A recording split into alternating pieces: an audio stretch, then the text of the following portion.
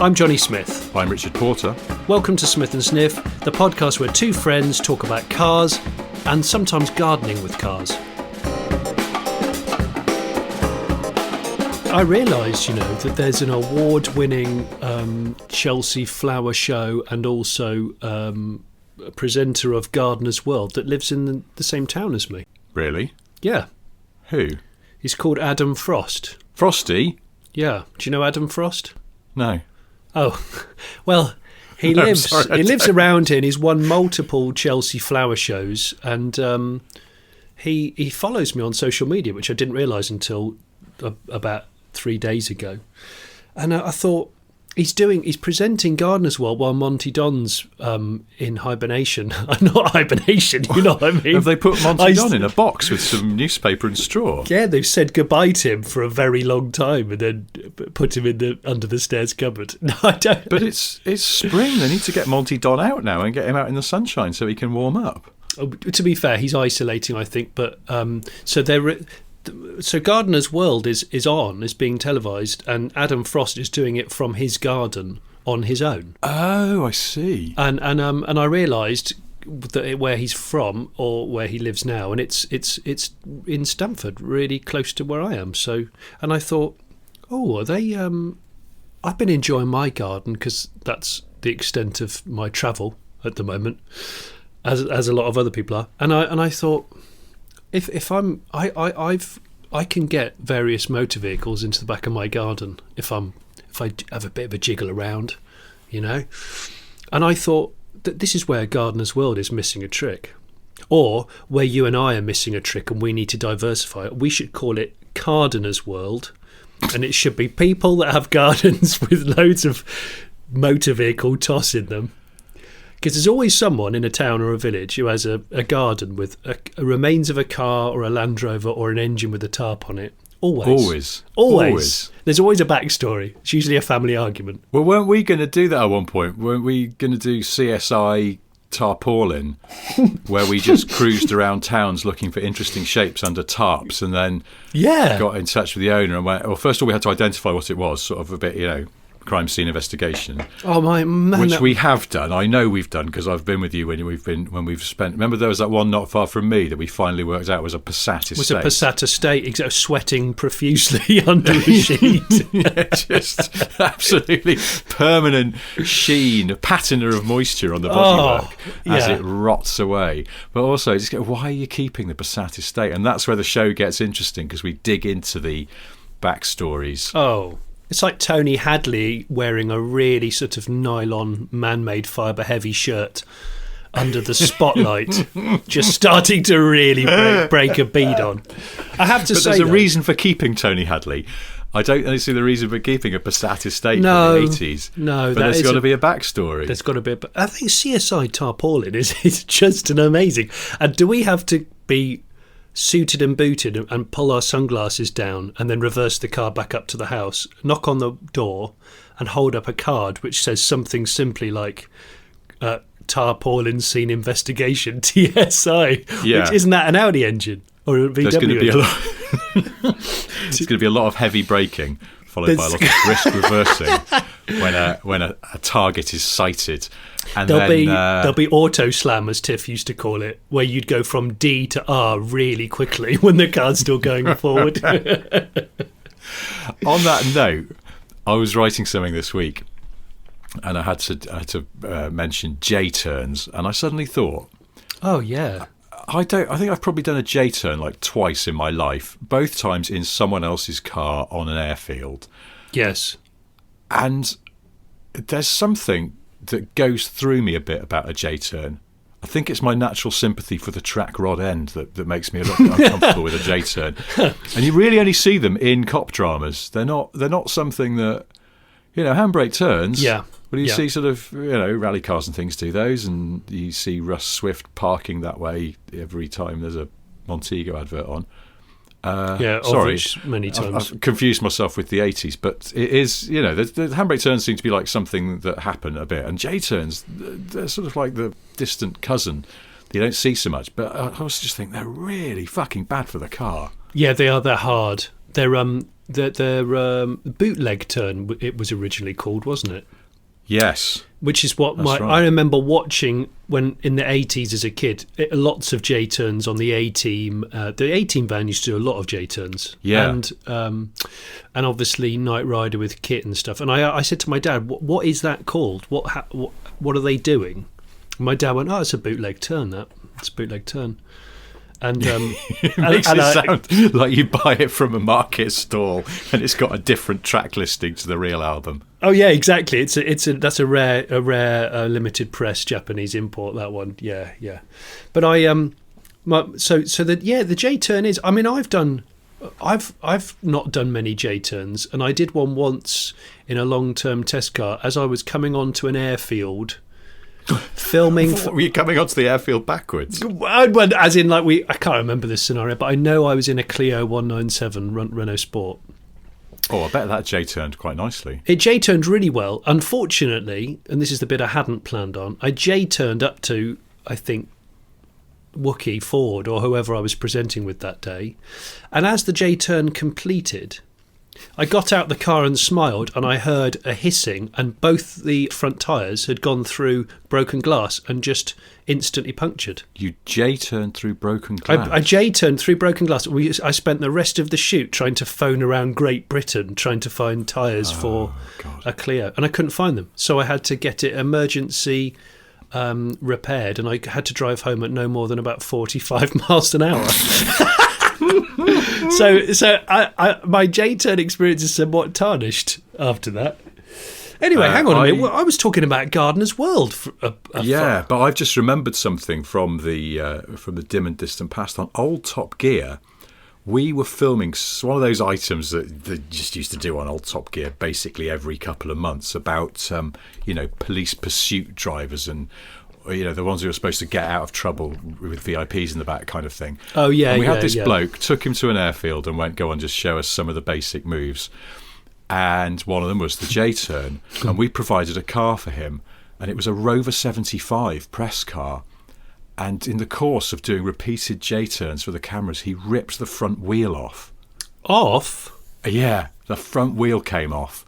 He was doing it with Quentin as well, who... as we know, is a great enthusiast of palming, but is not an aggressive driver who would be in a pursuit situation unless he could do it whilst just gently gripping the wheel with two finger fingers. And thumb. I can't imagine Quentin in a heavy chase situation. No, I think he'd stop, get out and charm his way out of the situation with the terrorists before he'd be seen driving aggressively. Oh, he would absolutely. He'd turn around and go, "Look, guys, is there anything that I can do?" I'm not. You won't find me driving like that. It's silly and it's uncouth, and I'm not going to do it. Look, so we really, really knackered a Rover 75. Just remembered that. Bloody hell, the wheel came off. That is bad. It was. I mean, it didn't. I think from memory, it didn't come fully off. It sort of, but it was just. It was all pointing the wrong way, and bits were hanging off. Not pretty. Not great. No, not great. Anyway, gardening. So, Gardener's World. Okay, this show that doesn't exist that should exist. Cars, motor vehicles in the front or back garden. But I can imagine we could do it. So what about we try and garden using cars and motorcycles? So you've got, this week Monty Don's going to be doing full throttle clutch starts, digging furrows with his Tiguan. And then we're going to have... Adam Frost is going to show you how to dig a bed with a motocross bike on a 10 foot by 10 foot garden. Now, what I'm going to do here in the middle of this lawn is I'm going to put in a circular flower bed for some herbaceous plants. And to ascribe the circle on the lawn so I know where to dig, I'm going to use this scrambler motorcycle. It's a Honda two-stroke, absolute killing death machine. Doing massive. What are they called? It's the donut, isn't it? Is it still a donut when it's on a motorcycle? I'm not sure. Yeah, it is. It's just a much tighter, harder affair because you're trying to tame the bull, really. Monty Don in a tweed jacket absolutely lighting up the knobbly back tyre on an old Honda Scrambler. Oh, lean all his body weight shifting to the handlebars. Yeah, he's fully committed. I mean, he's he's over quite a lot, sort of knee down, but ragging in circles so that he can then go, that's going to look lovely. I would, and then we pass over to Gay Search. Do you remember Gay Search? I don't know if she's still on Gardener's World, but my brother used to laugh at her name when we were kids. But he'd go. And now we go over to Gay Search, who's transforming a garden in transforming a garden in Wiltshire using nothing but a hand-me-down Vauxhall Carlton. Now we just now I need to dig a couple of holes to put in these Leylandii, and I'm going to do it by absolutely lighting up the back tyres of this old BMW 535i. And it accidentally gets a bit more traction than they expect and launches forward, smashes through a gazebo. Into the neighbour's fence. You have to have an awkward the camera cuts to the next shot. Now, with that all done, let's move on to the next job.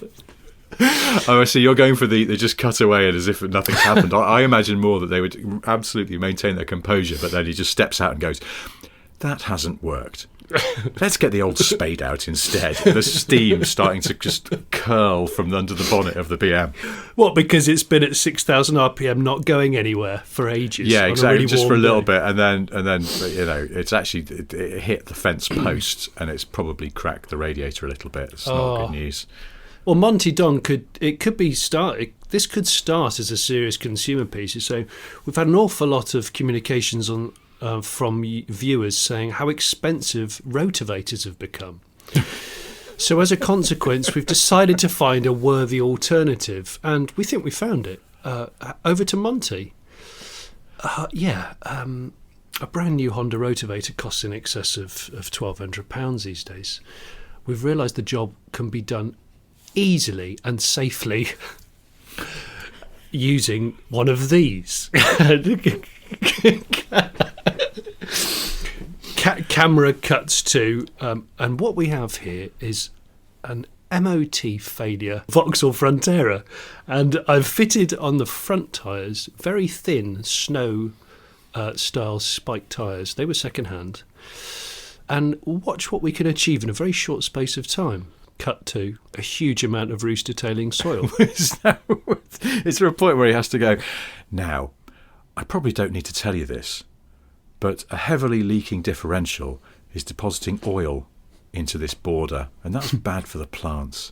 So I'm just going to back the Frontera up and set fire to it. Well, behind Monty Don's absolutely immaculate Victorian walled garden, sometimes the camera just lets slip on a slow pan. There's one of those trellises with a creeper on, and behind that is essentially a scrapyard of all of the MOT failure gardening implements that he's... Is this Monty Don's way of finally admitting that he is in fact addicted to buying MOT failure shit off eBay?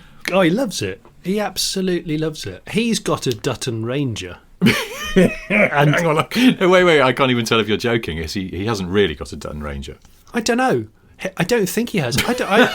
Man, imagine if he has after all this chat. You sound like one of those conspiracy theorists who, they sort of say, oh, the aeroplanes, the contrails are spraying mind-controlling chemicals. And you go, well, they're not, are they? You can't prove that. And they go, well, yeah, but you can't prove they're not. It's like you've just gone, you can't prove that Monty Don hasn't got a Dutton Ranger. Oh, yeah, he's probably got a couple of them. He's got a Dutton Phaeton as well. He loves Duttons. It's an instant standoff stalemate, isn't it? Instant, like, yeah, but you don't know, so therefore it's all null and void. Yeah. So a bit of gardening. In all seriousness though, I've enjoyed the garden, and the tortoises have been really appreciating it, and I've built them something of an all-terrain course.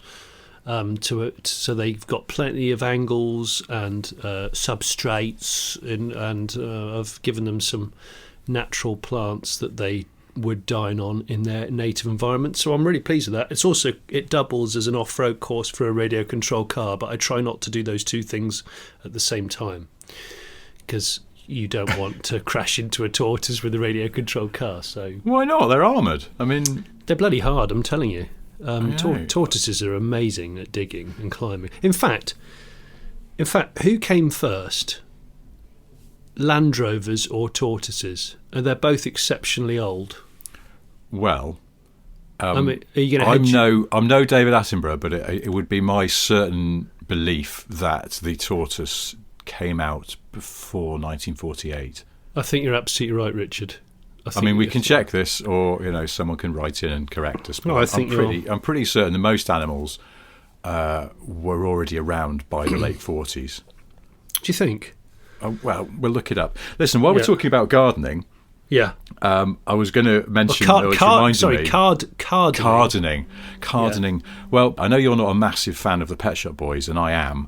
And every year, because I'm a massive fan, I buy they release a little book every year of just sort of what they've been up to and information about new songs and all this sort of stuff. Do they? It's fantastic. Yeah, a really beautifully produced little hardback book. It's mega. No other band does it. And it's got little interviews and so it's just terrific. And there was a Q&A thing in the new one which just came last weekend, and there's this bit which I know you'll enjoy because it's I don't even know what the question was because I've got it. I haven't got the book with me. I've just got a picture of this section on my phone. But Neil Tennant says, I want to use this as an opportunity to complain about something. It would be, why are leaf blowers so noisy? In my street in London, they blow the leaves away, and the noise it makes is phenomenal. Quite honestly, you could do it with a broom. Chris Lowe chimes in, rather than blowing them away, why don't they vacuum them up? That's what I don't understand. Absolutely. And I thought, I know someone else who has this opinion about leaf blowers. Well, apart from me, I mean, I agree with both the Pet Shop Boys and the other person who holds that view, which is you. Oh, they couldn't be closer to the truth. I genuinely think it is an answer to a question no one asked. Because why blow when you could? So you don't just go, I'm just going to go and blow the floors of my house inside. Do you? Nobody does that because that's a dim idea. No, I've got a new dust blower. Won't I just blow the dust to another place where it's still being dusty? Yeah. No, because it's a blower. That's better than a sucker. It's nonsense. And also, and the fact, I mean, really, it's a total kidney punch to Mother Nature, the fact that not only are you doing a pointless act of blowing leaves, but you're burning fuel to do it. And it's just... as I've explained to you before, I did get really rudely awoken by a two-stroke leaf blower once on Easter Sunday morning in America. I did have to have stern words with the contractor. It just so happened that I had no clothes on. I'd totally forgotten that I was naked. But anyway, it's another... In that respect, it was a good job that his large petrol-powered thing wasn't able to suck, or he may have attacked you with it with Absolutely. Disastrous consequences for your cock and balls. But it's funny, now you've mentioned it, I suddenly think, yes, that is the mark of staying in a hotel in America, is getting woken up a bit earlier than you want by a bloke with a leaf blower outside. And it's why do they do that? It's infuriating. It's not right. It's not well, anyway, in fact, I think you once mentioned that your disdain for leaf blowers on Twitter, and TV's Tiff Niddell called you out on it and went, "Oh, you don't understand. Oh, they're brilliant. You'll understand one day." Oh, I think with age comes wisdom and an appreciation for leaf blowers. I just don't think there's any wisdom attached to leaf blowers. I think that's the underlying problem there. Tiff needs to just get a rake out. I've got two massive. I'm staring at two huge deciduous trees in my back garden, and so come autumn, the garden does get dumped on. And I just still use a fully manual rake. It's very efficient. You get a bit of bead on, but it's great. And when the kids were a bit younger and they had those battery-powered like little cars that they could drive around in, I attached a rake to the back of one of them, and they raked basically Silverstone into the lawn. And I took a picture once. It was brilliant. And that's fantastic. Yeah, they made a course and then helped me clear it up afterwards, full of fallen, yellowy leaf litter. And it was wonderful. Well, you see, I have a problem because I rake up because we get a lot of leaves falling in our garden here, but then also, we have a large dog, so you've always got the dog shit landmine. Oh no! Oh, do you leak? You have got to be but that's the thing. But you've got to be really careful. You basically got to go and do a sort of site survey first, because it's not very nice to rake up. Oh, raking a cable. Raking a cable is the worst. Yeah, well, I mean, I suppose worse only would be going over one with a lawnmower. Oh, it scalps it. It's a poo scalp. It's awful. Absolutely awful. Actually, worse. Well, I suppose going over one with a flymo would be okay. Well, a strimmer and you're not wearing a visor is probably the worst. Oh my god! I have slices of dog plop flying up into your face. I've done it when I used to mow lawns for a Saturday job. I have accidentally flailed one, and I kept my mouth shut, and it sort of gave me a dirty Sanchez, I think they call it. Oh man! And I luckily I had a handkerchief, and I had to quickly do that, and then I might have gone home and jiffed my own face. It was pretty gross. This reminds me of when I just got a new phone. And I was out walking our dog, and she laid a dog log, and I bent down to pick it up, and as I did, my phone was in the inside pocket of my jacket for some reason, and slid out. And it slid out, and it hit the ground about an inch to the right of the turd, and cracked the screen of my brand new phone. And I sort of found myself in this weird... How old was your phone? Dilemma. I was like, a week, if that. Oh, brand new phone. It was really annoying. And I thought, now, if it had fallen just an inch to the left, it would have the fall would have been cushioned by that dog feces. Shit. But then on the other hand, my brand new phone would have fallen into dog shit. So I don't know which is worse. So I could never quite reconcile that. That's like an Andy McNabb book, Cushioned by Feces. Volume 1. He had the choice. He could die, or he could leap into a huge cushion of feces to cushion his blow. He's the hero is escaping from the hijacked embassy, but the only way he can get out as the gunmen come up the stairs is to leap from the window into the open septic tank below. Oh gosh, oh man. And he recently got a paper cut, so he's especially concerned about infection. Well, I had to deal with our septic tank only 2 days ago. We had a bit of a blockage in one of the conduits. I have to say, man, big shout out to Kärcher pressure washers, because they're so much more than just a car cleaning device. Yes, we know they do patios, but I've unblocked our sewage system 3 times using Kärcher pressure washer, so that's pretty cool. A friend of mine's just bought a Kärcher, and I'm big on Kärchers. He had to wait a while for it, and they actually sent him an email going, it's on its way, but just to let you know, big demand at the moment. I think Kärcher are coining it in, because everybody's going, course. I've got not much Everyone's to do. valeting. Oh, I've got a mossy patio. What I need here is a Kärcher. It's a Kärcher. Sounds like for some reason I can't say Kärcher without thinking of Kärcher, the Cockney. I don't even know what Kärcher means in Cockney. Get Kärcher. You, Kärcher. Do you know what? It's actually not Kärcher either. It's Kärcher or Kärcher. Is it? Because my brother keeps correcting me. Yeah. Kärcher. Kärcher. Like a Scouser would say it. It's a Scouse Austrian. Yeah. Kärcher. Ich bin sales rep for Kärcher. Yeah, you've got to have Paul O'Grady obviously doing all of the promotional videos, because he's just so enthusiastic, isn't he? That's what I like about Paul O'Grady. Just unless it's a dog, he doesn't give a shit. Oh, all right, now we got another radio show. Oh, you know, just so disinterested in the people he's supposed to interview. Now it says here you've got a book out. Yes, it's about dogs. Oh, right, that's great. Oh, it's great, brilliant. Yeah, you know what? He makes Jack D look like a really happy children's presenter. Actually, I wanted to raise with you a slightly sensible question, and it reminded me because you were just talking about Monty Don's unprecedented collection of MOT failure cars.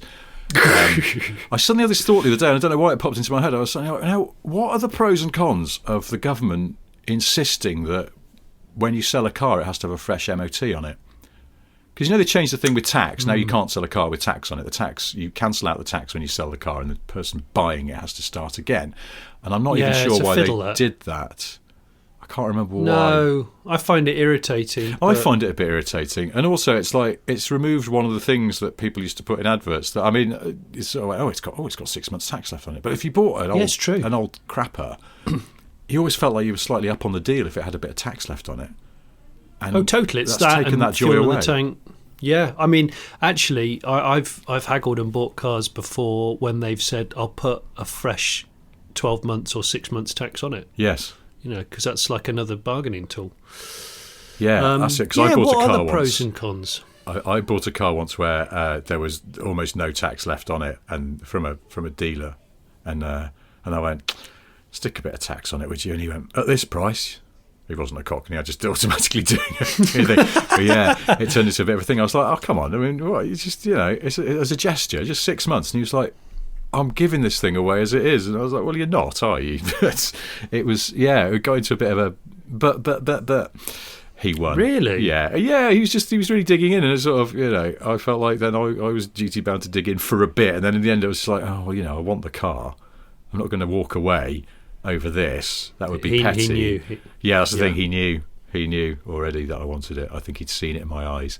But that's the thing. I suddenly thought, now why would you not insist that a car? I suppose I'd be interested to hear your views on this, but I suddenly thought, I bet it would lead to a massive surge in fraudulent MOTs.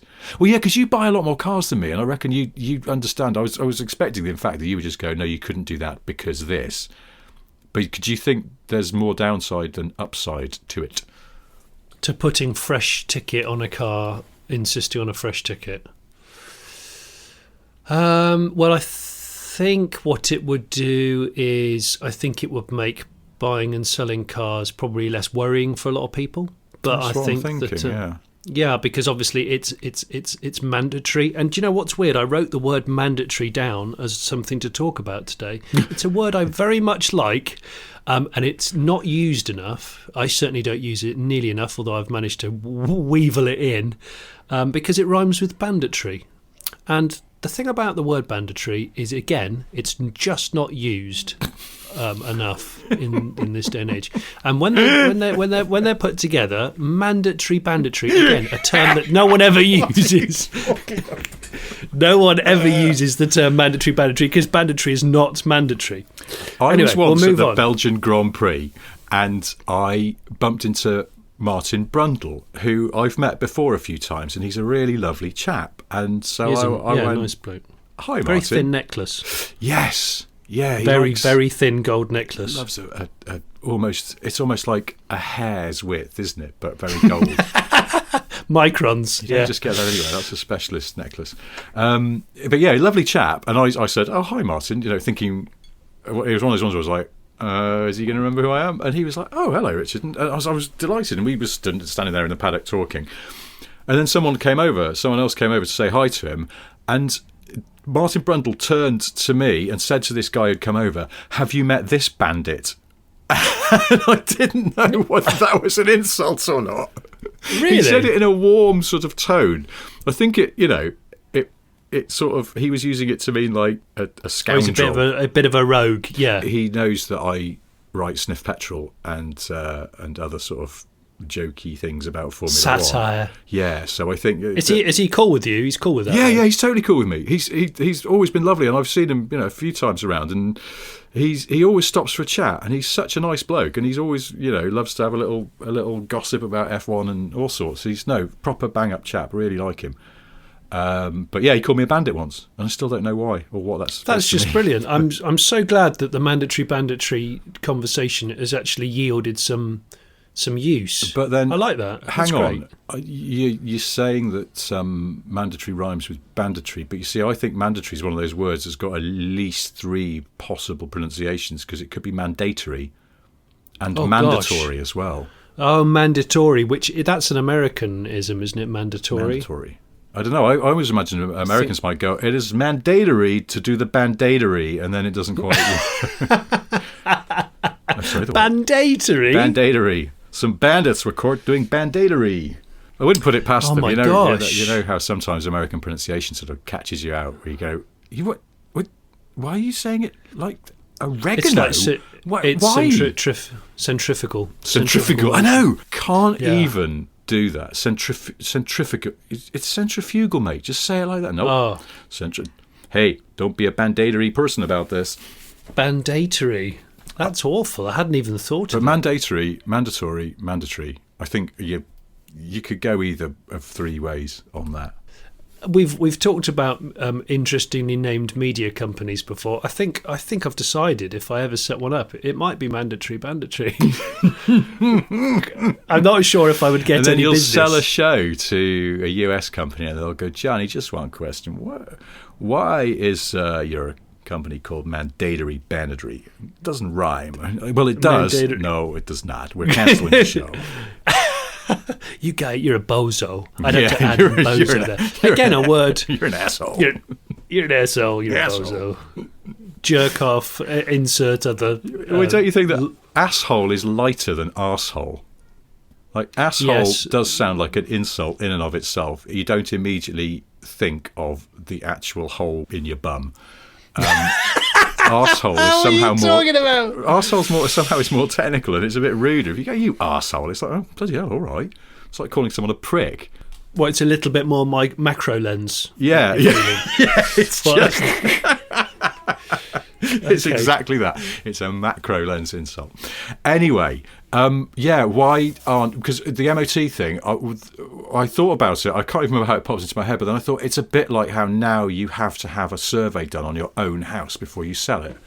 Oh, and that's it gives just absolute bobbins. Well, it's a pain in the bum, isn't it? But it's also gives the buyer a bit more peace of mind. I think that's why they wanted to do it. And I thought, well, if you did that with MOTs... it would give some reassurance. Conversely, there'd be lots of hooky MOTs floating around, and it's an added expense. And there'd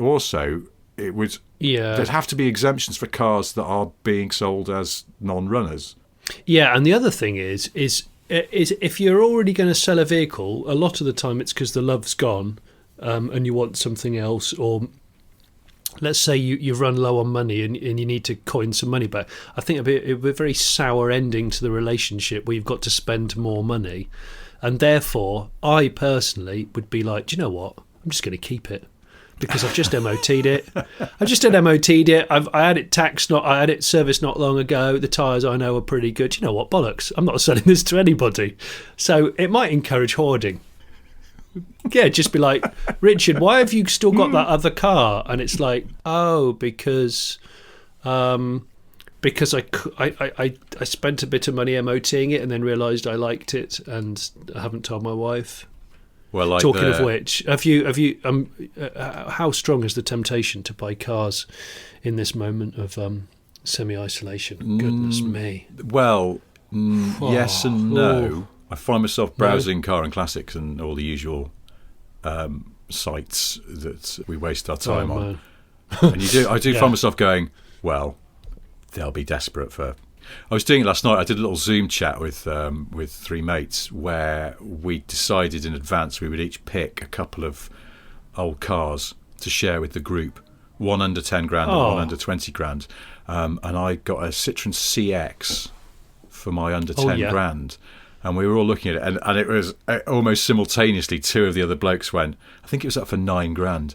Two of the other blokes went, they take 7.5 for that, because it's just in this climate. Just brilliant. And it's true. Yeah. I sort of do find myself looking and going, I bet they'd take a low offer on that. But then, that's the problem. I'm not using the cars that I have, so what I don't really need is another one. But this is different for you because you could stash it somewhere. I leave my cars on the street. I don't have a garage or anything, so I'd just be buying aggro. Well, I just want to make this totally clear to everybody listening. I haven't bought a car during lockdown. I haven't. Are you lying because your wife will hear this?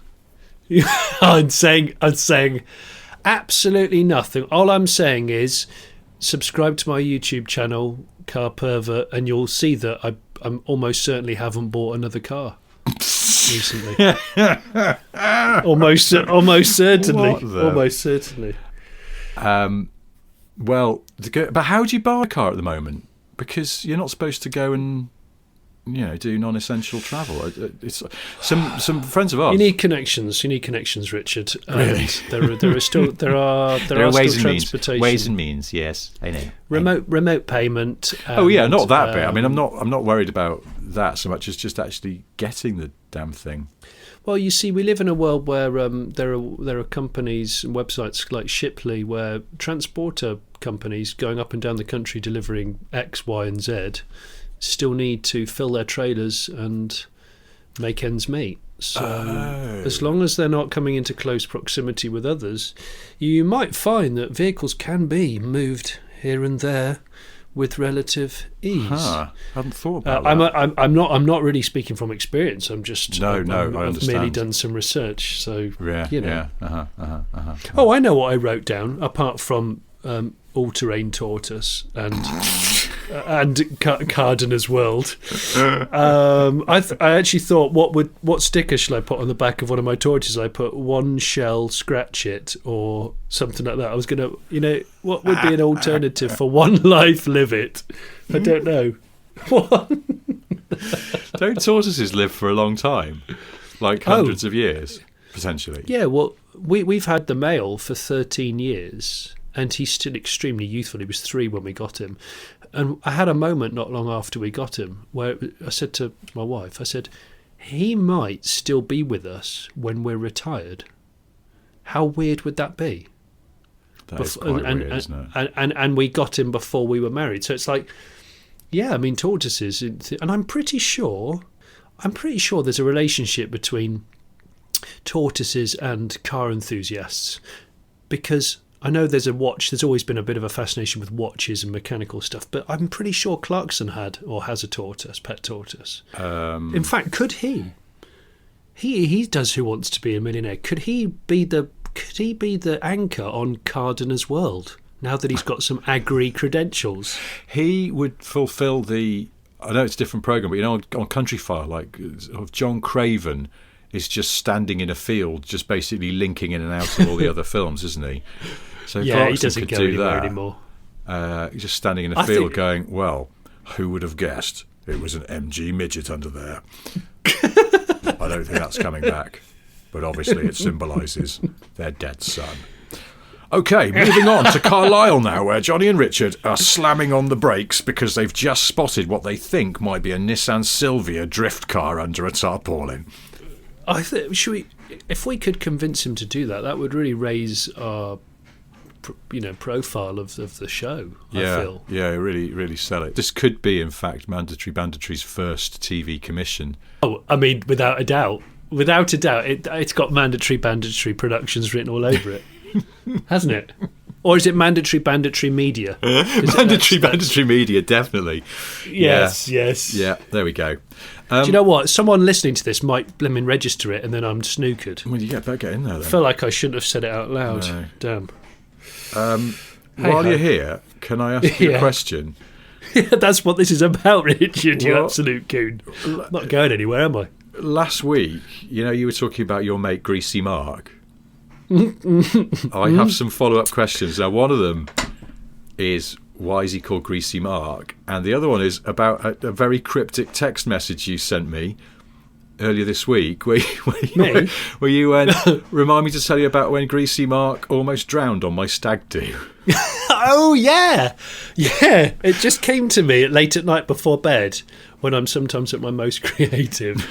Let me think. Okay, so Greasy Mark's called is called Greasy Mark because he worked in a scrapyard and he was always covered in oil and grease. It doesn't matter how much he tried to wash himself, everything was impervious. So he was exceptionally well lubricated as a human being.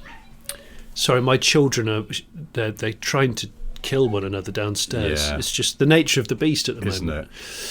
Isn't it? And so Greasy Mark's very greasy and builds lots of things, both at work and at home. And he runs a garage now, a repair garage. And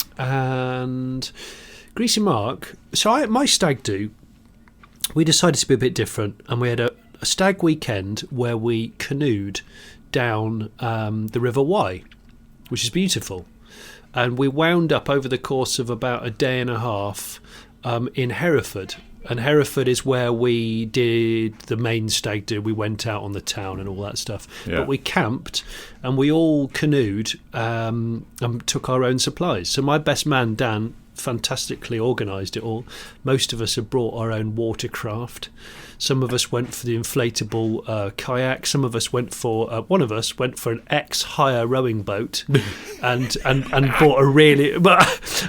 Although there were strict instructions of like we have to just self paddle, he bought straight off the shelf, hadn't even run it in or read the instructions, a Suzuki quite powerful 2-stroke outboard, and put it on an ex-hire rowing boat, and he was just brilliant.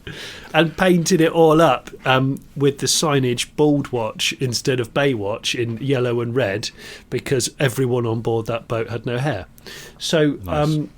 Yeah, it was great. But Greasy Mark turned up and he had what looked like an 80s slalom canoe. It was like a really, really, it looked like the shape of a pike fish. It was very purposeful. Right. And we're like, oh, okay, you're a bit of a canoe, right? Yeah, aren't they quite hardcore? Yeah, they are really hardcore. And we went, oh, you a bit of canoe, Mark? He went, no, I've just borrowed it from a friend. I went, oh, cool. Can have a great time. Bear in mind, I'm not saying this is a great idea, but bearing in mind for the entire duration we were drinking scrumpy, my particular kayak had an inflatable dinghy tethered to it, which was full of cold water with scrumpy submerged in it. So people would paddle alongside us, get a bottle of scrumpy and take it into their boat. So we just had this constant supply of Parson's Choice, which was a local Somerset scrumpy, which for about the first 15 minutes of drinking it, it's repulsive, and then it becomes okay. And this is like an episode of Casualty unfolding. Well, yeah, but what's weird is we all got in the river and we all had life jackets on and all had our supplies in waterproof bags and stuff, and it was all very jolly. We started canoeing and stuff, and I quickly realised that Greasy Mark was just sort of, well, we were paddling downstream and the canoe was sort of spinning and not in any kind of control. And then it went into the bank a few times and we were like, is he drunk already? And he wasn't drunk. And then it turned out, because he had a very pale face, we're like, yeah, are you okay? You're not feeling very well. He went, well, there's something I haven't told you. And he basically said, I've never learnt to swim and I've never been in a canoe before. And I sort of sobered up a bit as the groom, going, what? As the stag, what are you thinking? He brought a hardcore slalom canoe to a waterborne stag do and then admitted that he couldn't swim.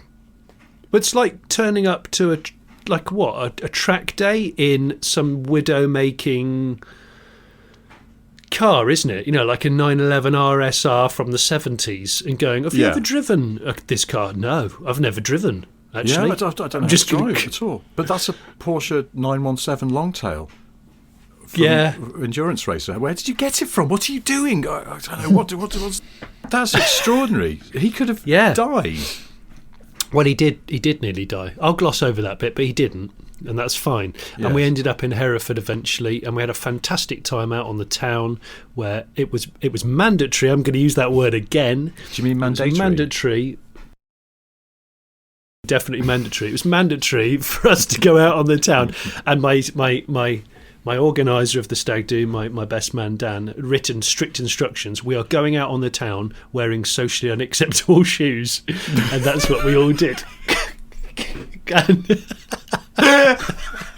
and we went out on the town and wore socially unacceptable shoes. And I have to tell you, man, it was one of the funniest nights of my life. Despite the fact that I got the front of my trousers torn off, I had to spend most of the night.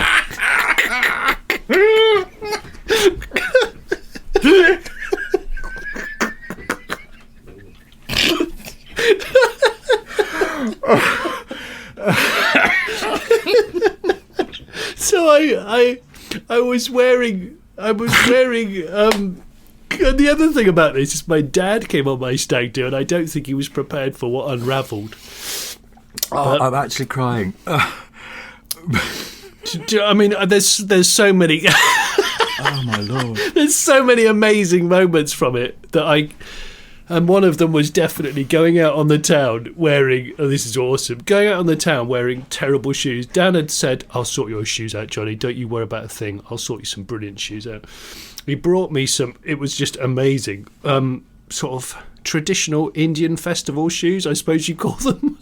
They look like Aladdin's shoes. They curled all the way around at the end. And they were gold leaf. They were just amazing.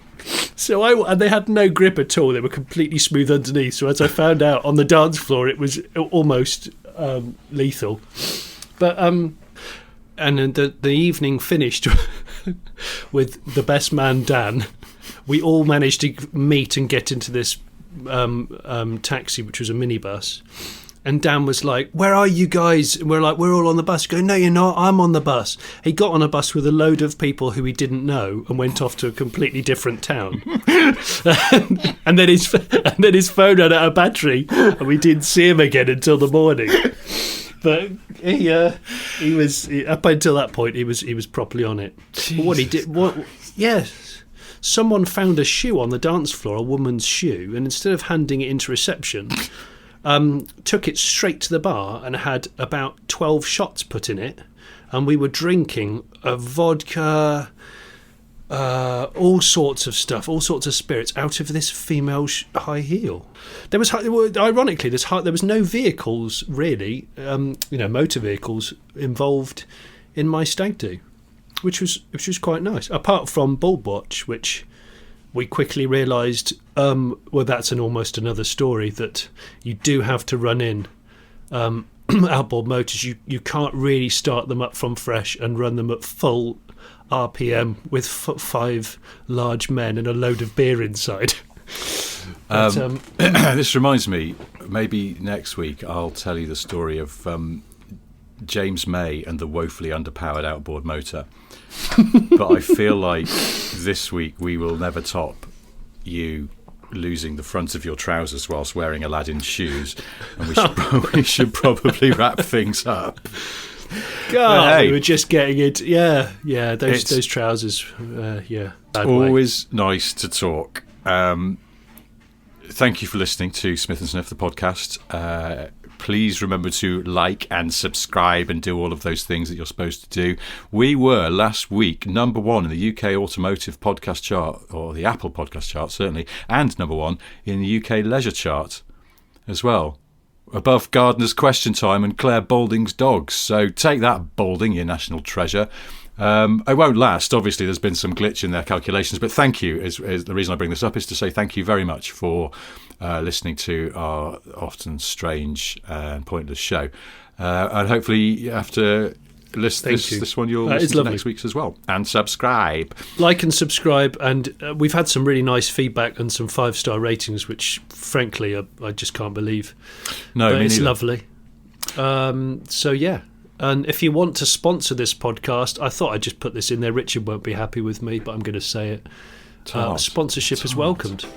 Well, why not? Why not? Right, damn it. Fine. We can be sponsored by agricultural machinery, gardening implements, shoes, you name it. It's Monty all Don's World of MOT Failure Cars. Anything is possible. All right, mate. I'll talk to you next week then. Take care. Bye. Bye.